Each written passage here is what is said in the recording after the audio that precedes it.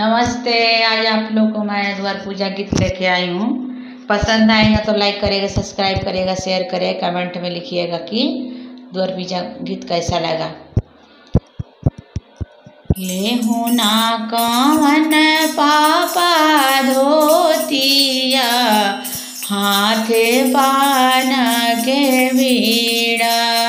लेहू ना कवन पापा धोतिया, हाथे पान के बीड़ा। करना समधिया से मीनाती, आजू सिर नवाय। करना समधिया से मीनाती, आजू सिर नवाय। मन वेला जैसे महुआ, सिर कबही न नोए। मन वेला जैसे महुआ, सिर कबही न नोए। बेटियों कौन बेटी कारण, आजू सिर नवाय। बेटियों कौन बेटी कारण, आजू सिर नवाय। लेहू ना कौन चाचा धोतिया, हाथे पान के बीड़ा। लेहू ना कौन चाचा धोतिया, हाथे पान के बीड़ा। करना समधिया से मीनाती, आजू सिर नवाय।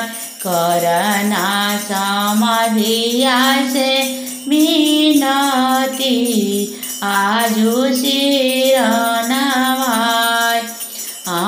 मन वेला जैसे महुआ, सिर कबही न नोए। मन वेला जैसे महुआ, सिर कबही न नोए। बेटी हो कौन बेटी कारण, आजू सिर नवाय। बेटी हो कौन बेटी कारण, आजू सिर नवाय। लेहू ना कौन भैया धोतिया, हाथे पान के बीड़ा। लेहू ना कौन भैया धोतिया, हाथे पान के बीड़ा।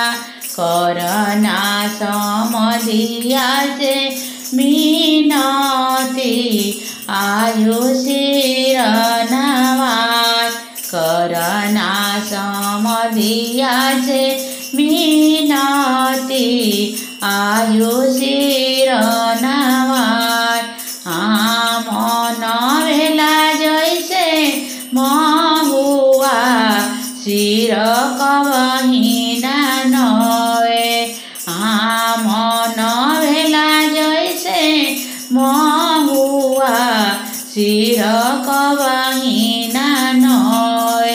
बेटी बहिना हो कौन बहिना कारण,